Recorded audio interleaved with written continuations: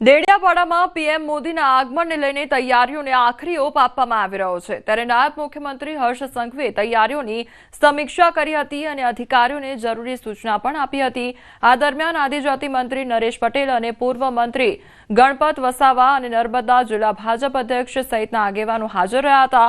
હર્ષ સંઘવીએ media સાથે વાતચીત કરતા જણાવ્યું કે ભગવાન બિરસા મુંડાની 150મી જન્મ જયંતિની ઉજવણી થઈ રહી છે ત્યારે પીએમ મોદી દેડિયાપાડા આવી રહ્યા છે। વિશાળ જનસભા સંબોધી પીએમ દેવમોગરા માતાજીના દર્શને પણ જવાના છે। દેડિયાપાડાના લોકો પીએમ મોદીને આવકારવા આતુર બન્યા છે।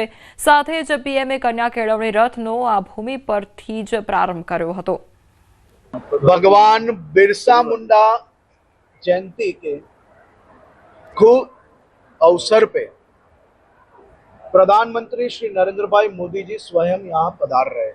देश भर के हर राज्य में भगवान बिरसा मुंडा जी की 150वीं जन्म जयंती की ये कल जो खास तौर पे बनाया जाने वाली है उसमें मोदी जी देडियापाड़ा से लाइव होने वाले हैं और खुद मोदी जी कल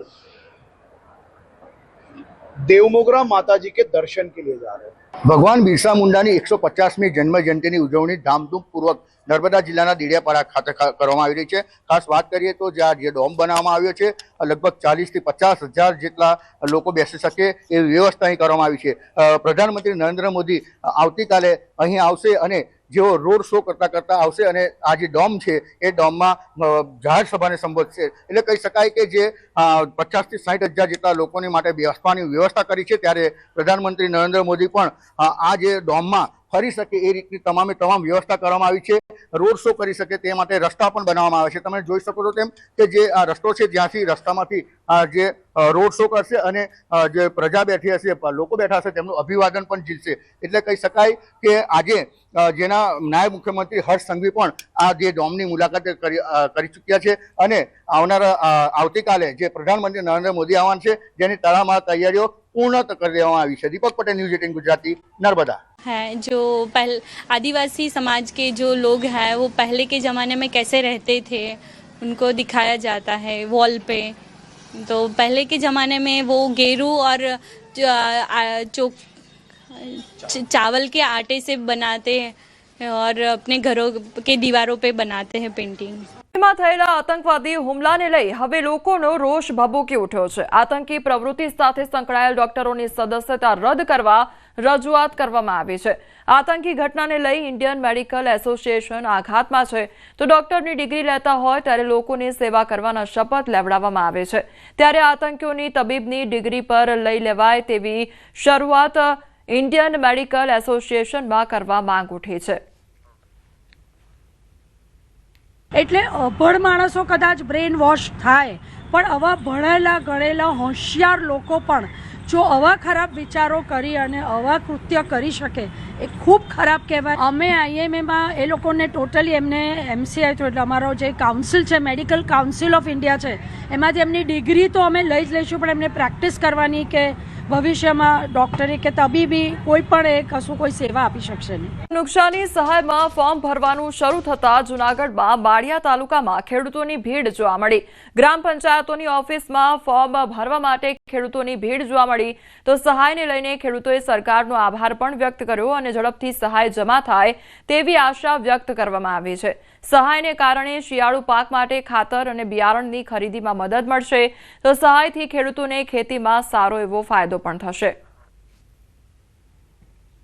2025ની સાલમાં જે આ નુકસાન થયું કમોસમી વરસાદને કારણે અને સરકારે રાહત પેકેજ જાહેર કર્યું છે બરાબર એની કામગીરી આજથી ફોર્મ ભરવાની ચાલુ છે।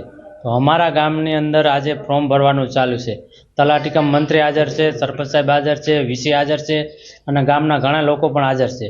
કમોસમી વરસાદના લીધે જે નુકસાન થયું છે પાકને તેના માટે જે સહાય બહાર પાડી છે તેના માટે તેમનો ખૂબ ખૂબ આભાર।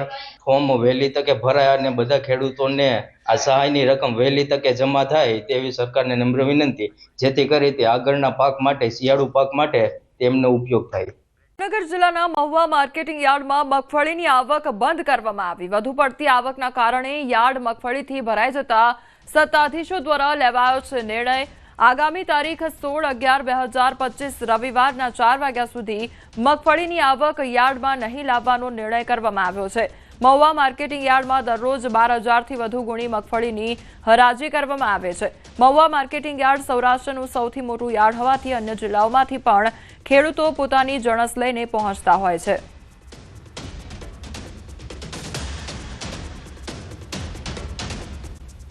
રાજકોટના ધોરાજીમાં નાફેડ ખરીદી કેન્દ્ર પર આગ લાગતા અફરાતફરીનો માહોલ સર્જાઈ ગયો છે.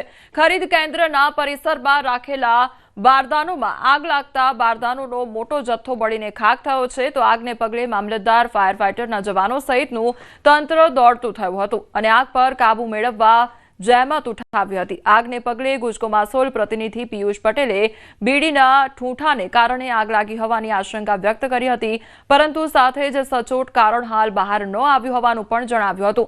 આગને પગલે ખરીદીમાં કોઈ અડચણ નહીં આવે તેવી બાહેધરી પણ આપવામાં આવી હતી. કારણ કોઈ જણાતું નથી, પણ અહીંયા જે બે બારદાન હતા એના વચ્ચે ઢગલો થોડી ગેપ હતી, એટલે મજૂર બારદાન લેવા ગયા હતા, બરાબર, અને જ્યાં બારદાન લેવા ગયા હતા લઈને પાછા આવ્યા હતા એ દરમિયાન એવું બન્યું એવું જાણવા મળે. કદાચ મજૂરે બીડી પીને નાખી હોય કે એવું બધું કોઈ હોઈ શકે, એવું હું એકચ્યુઅલ ના કહી શકું, પણ એવું કોઈ કારણ હોઈ શકે. પણ સ્ટોક છે બારદાનનો, ગાડી રસ્તામાં જ છે, અમારા પાસે ગોડાઉનમાં બારદાન પડ્યો છે, ખરીદી રોકાશે નહીં. અને કાલે પણ અમે મેસેજ કરીને ખેડૂતોના હિતમાં અમે કામ બંધ નહીં રહેવા દઈએ. અમારા પાસે રાજકોટ ગોડાઉનમાં સ્ટોક છે. ધોરાજી પાસે આવેલ નેશનલ હાઈવે ઉપર જે અતુલ મિલ છે ત્યાં ટેકાના ભાવની જે મગફળીની ખરીદી ચાલુ છે તેને લઈને જે બારદાન છે તે બારદાન અહીંયા રાખવામાં આપણે દ્રશ્યો બતાવ્યું છે. અચાનક આગ લાગી, કઈ રીતે આગ લાગી એ હજી સચોટ કારણ બહાર નથી આવ્યું. અકબંધ છે 10 થી 12 લાખ રૂપિયાનો જે નુકસાન થયું છે. અધિકારીઓ જણાવ્યા મુજબ અધિકારી એવા કહી રહ્યા છે કે અત્યારે તાત્કાલિક ધોરણે જે આગ લાગી હવે બારદાનની વ્યવસ્થા કરવી પડશે, જે વ્યવસ્થા કરતા ખેડૂતને કોઈ મુશ્કેલીનો સામનો ન કરવો પડે. મુન્ના પકાલી, ગુજરાતી, ધોરાજી. તમામ માહિતી જાણો ન્યૂઝ18 ગુજરાતી પર અને અમારી ટીમના તમામ જે મેમ્બરો છે તે પણ અત્યારે ગ્રાઉન્ડ લેવલ પર હાજર છે અને તેમના દ્વારા તમામ અપડેટ લેવામાં આવી રહ્યું છે. બીજી તરફ જે મહિલાઓ દ્વારા મતદાન કરવામાં આવ્યું છે તેના લીધે પણ આ તખ્તાપલટ જોવા મળી રહી છે. જીવિકા દીદી યોજનાએ પણ જીત અપાવી હોય તે પ્રકારના એંધાણ અહીંયા જોવા મળી રહ્યા છે. મુખ્યમંત્રી કન્યા સુરક્ષા યોજના કામ કરી ગઈ હોય તે પ્રકારનું અત્યારે પરિસ્થિતિ જોવા મળી રહી છે. તો અમદાવાદની વાત કરવામાં આવે તો અમદાવાદમાં ભાજપ કાર્યાલય પર ઉજવણીનો માહોલ જોવા મળી રહ્યો છે. ખાનપુર ભાજપ કાર્યાલય પર ભવ્ય ઉજવણી થઈ રહી છે.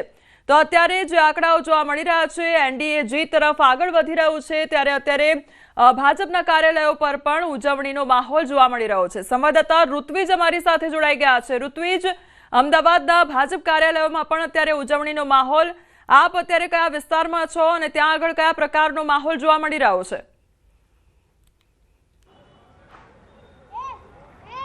જી કોમલ, વાત કરીએ તો જે રીતે બિહાર વિધાનસભાના જે પરિણામ આવી રહ્યા છે તેને લઈને જે ભારતીય જનતા પાર્ટીના કાર્યકર્તાઓની અંદર હાલ ઉત્સાહનો માહોલ જોવા મળી રહ્યો છે. આપ જે દ્રશ્ય જોઈ રહ્યા છો તે ખાનપુર સ્થિત ભારતીય જનતા પાર્ટીનું જે કાર્યાલય છે અને તેના આ દ્રશ્યો છે કે જ્યાં ધારાસભ્ય, પદાધિકારીઓ તેમજ કાર્યકર્તાઓ સહિત મોટી સંખ્યામાં લોકો અહીં જોવા મળી રહ્યા છે અને તમામ લોકો આ જીતને છે તેનો જશ્ન મનાવી રહ્યા છે. જોઈ શકો છો આપ દ્રશ્યની અંદર અહીં મોટી સંખ્યામાં લોકો જોવા મળી રહ્યા છે. આપણી સાથે ધારાસભ્ય અમિતભાઈ છે, તેમની સાથે વાત કરીશું. અમિતભાઈ, જે રીતે બિહાર વિધાનસભાનું પરિણામ આવી રહ્યું છે, આપ કઈ રીતે જોઈ રહ્યા છો? જે રીતે એનડીએની સીટો છે ધીમે ધીમે આગળ વધી રહી છે.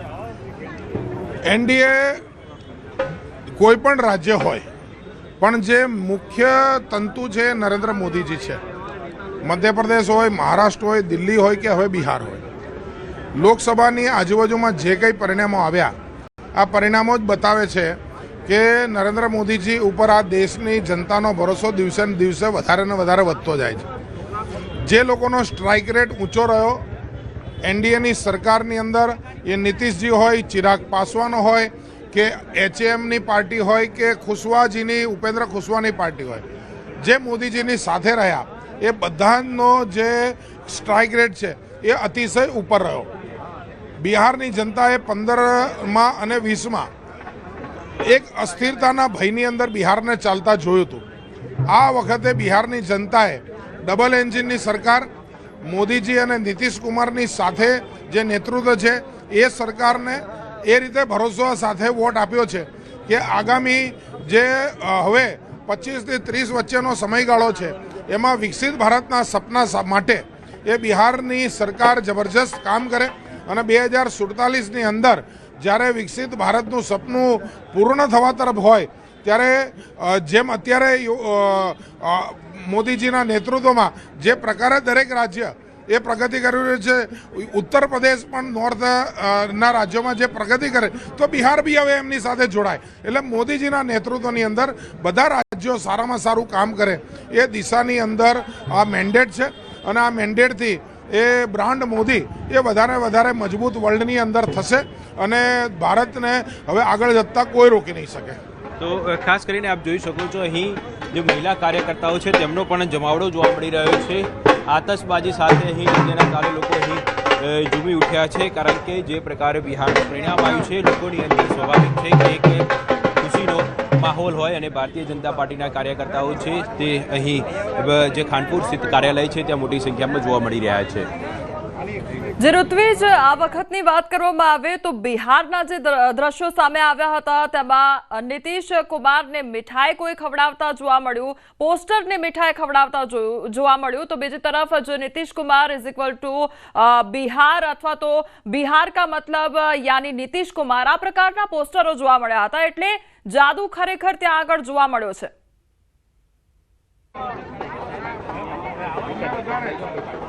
ચોક્કસથી જે પ્રમાણે ખાસ કરીને આ વખતે જે વિધાનસભાની ચૂંટણીની વાત કરીએ તો તેજસ્વી છે તેણે પણ પૂરેપૂરું પોતાનું બળ લગાવી દીધું હતું અને અનેક જાહેરાતો કરી હતી.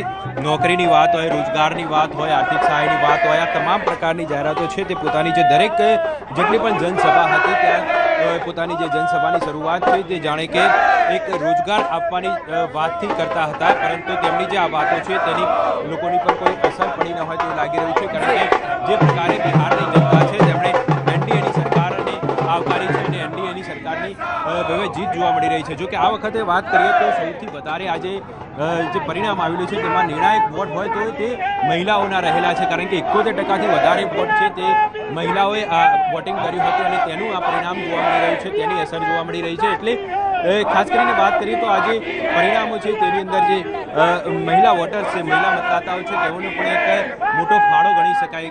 સૌથી વધારે જે વોટિંગ છે તે તેમનું જોવા મળ્યું હતું. બીજી તરફ જે તેજસ્વીની જે વાતો હતી, ખાસ કરીને વાત કરીએ રોજગારની છે, આર્થિક સહાયની છે, મહિલાઓને આર્થિક સહાયની છે, તે આ જે વાતોની જે મતદારો પર જાણે કે કોઈ અસર ન થઈ હોય તેવું આ પરિણામો પરથી લાગી રહ્યું છે. જે ઋત્વિજ, સમગ્ર માહિતી બદલ આપનો આભાર. તો એક તરફ અમદાવાદના દ્રશ્યો કે જ્યાં ઉજવણીનો માહોલ જોવા મળી રહ્યો છે, ભાજપ કાર્યાલય ખાતે લોકો દ્વારા ઉજવણી કરવામાં આવી રહી છે અને જે પ્રચંડ જીત તેમના દ્વારા મેળવવામાં આવી રહી છે તેને લઈને આ જશ્ન મનાવવામાં આવી રહ્યો છે. તો બિહારમાં ફરી એકવાર પુનરાવર્તન જોવા મળી રહ્યું છે, કારણ કે આંકડા સ્પષ્ટપણે જોવા મળી રહ્યા છે. એનડીએ 200 બેઠકો પર આગળ ચાલી રહી છે, ત્યારે કોંગ્રેસના એક તરફ સુપડા સાફ થતા નજરે પડી રહ્યા છે.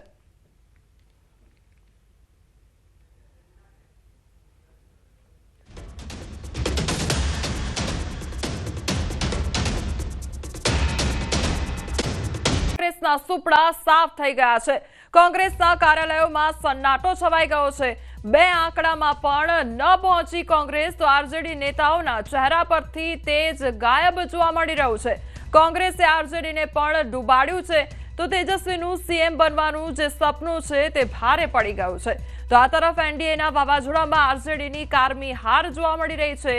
તેજ પ્રતાપની હકાલપટ્ટી પણ આરજેડીને ભારે પડી ગઈ છે. 2020 કરતા પણ સૌથી ખરાબ પ્રદર્શન જોવા મળી રહ્યું છે. વહેલો સીએમનો ચહેરો જાહેર કરવો આ વખતે તેમને મોંઘો પડી ગયો છે. તો આ વખતે જે કોંગ્રેસ છે તેના સુપડા સાફ થઈ ગયા છે અને સુરસુર્યું નીકળી ગયું હોય તે પ્રકારની પરિસ્થિતિ જોવા મળી રહી છે. તો બિહારમાં ફરી એકવાર એનડીએનો જાદુ ચાલી ગયો છે. નીતિશ કુમારનો જાદુ ચાલ્યો છે અને મોદી તેમજ નીતિશની જોડીએ ફરી એકવાર કમાલ કરીને બતાવી દીધો છે. મહાગઠબંધનનું બિહારમાંથી પેકઅપ થઈ ગયું છે, ત્યારે રાહુલ અને તેજસ્વીના સુપડા સાફ થઈ ગયા છે. જે દાવાઓ કરવામાં આવી રહ્યા હતા તેમનું પેકઅપ થઈ ગયું છે. રાહુલ તેજસ્વીના સુપડા સાફ થયા છે. જનસુરાજનું જે સુરસુર્યું નીકળી ગયું છે, ત્યારે બિહારમાં ન ચાલ્યા પીકે. પ્રશાંત કુમાર દ્વારા જે આખી નવી પાર્ટીનું નિર્માણ કરવામાં આવ્યું હતું તેમની પાર્ટી પણ ન ચાલી. અર્શ અને ફર્શની વાત કરવામાં આવી રહી હતી, પરંતુ તેઓ ફર્શમાં જ રહી ગયા. લાલુના બંને દીકરા પાછળ જોવા મળી રહ્યા છે. તો એનડીએના તોફાનમાં મહાગઠબંધન ધોવાઈ ગયું છે. તો એનડીએને જે વિજય પ્રાપ્ત થઈ રહ્યો છે તેના કારણે જે મહાગઠબંધન છે તે પૂરેપૂરું ધોવાઈ ગયું છે તે પ્રકારની પરિસ્થિતિ જોવા મળી રહી છે.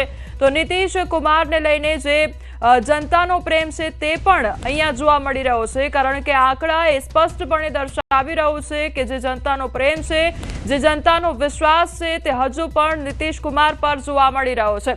તો બિહારમાં ફરી એકવાર એનડીએનો જાદુ ચાલ્યો છે અને મોદી નીતિશની જોડીએ ફરી એકવાર કમાલ કરીને બતાવી દીધો છે. તેમની જે કામગીરી છે તે પણ ચાલી છે. મહાગઠબંધનનું બિહારમાંથી પેકઅપ થઈ ગયું છે. તો બીજી તરફ રાહુલ અને તેજસ્વીના સુપડા સાફ થઈ ગયા છે. જે કામગીરી તેમના દ્વારા કરવામાં આવી, જનસુ રાજનું જે સુરસુર્યું નીકળી ગયું છે, તો બિહારમાં પીકે પણ ન ચાલ્યા અને એનડીએના તોફાનમાં મહાગઠબંધન ધોવાઈ ગયું છે. તો પ્રશાંત કુમાર દ્વારા જે નવી પાર્ટી રચવામાં આવી તે પણ ન ચાલી અને અર્શ અને ફર્શની વાતો કરવામાં આવી રહી હતી, પરંતુ એ પાર્ટીનું ખાતું પણ ખુલ્યું નથી અને ફર્શ પર જ તેઓ રહી ગયા હોય તે પ્રકારની પરિસ્થિતિનું નિર્માણ થયું છે. પ્રશાંત કુમાર દ્વારા વાતો મોટી કરવામાં આવી, પરંતુ અત્યારે એક થર્ડ ફ્રન્ટ તરીકે પણ તે ઉભરીને નથી આવી રહ્યા તેવી પરિસ્થિતિ અહીંયા જોવા મળી રહી છે. તો એનડીએના તોફાનમાં મહાગઠબંધન આખું ધોવાઈ ગયું હોય તે પ્રકારની પરિસ્થિતિનું નિર્માણ થયું છે. તો કોંગ્રેસના પંજાબમાં લાલટેન પણ બુઝાયું છે. બિહારમાં એનડીનો જાદુ ચાલી ગયો છે. તો બીજી તરફ અનેક જગ્યાએ પોસ્ટરો પણ જોવા મળ્યા હતા.